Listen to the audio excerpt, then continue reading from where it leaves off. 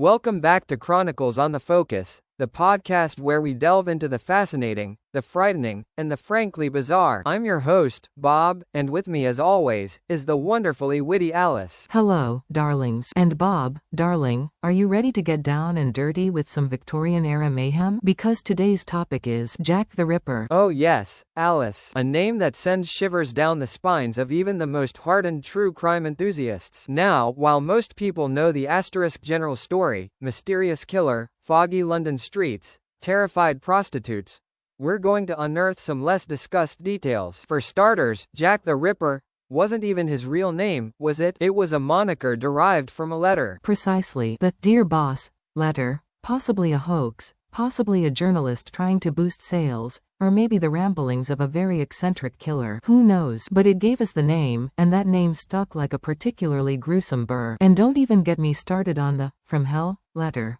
The one that included a human kidney. Classy. Talk about a ghastly calling card. But the letters weren't the only odd things. The canonical 5 victims, Mary Ann Nichols, Annie Chapman, Elizabeth Stride, Catherine Eddowes, and Mary Jane Kelly, are always the focus.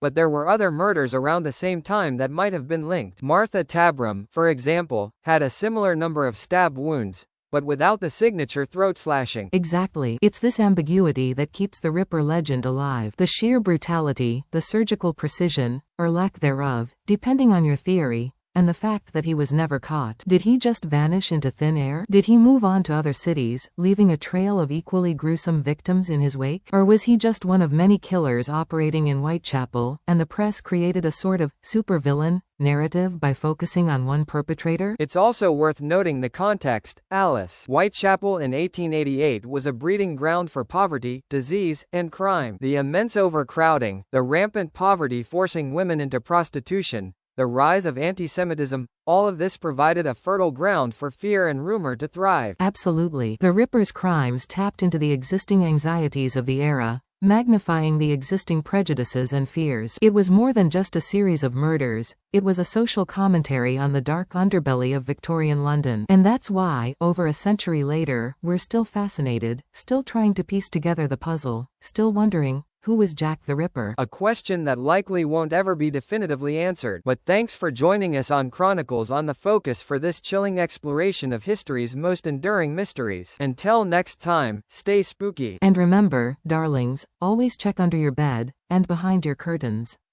Bye-bye.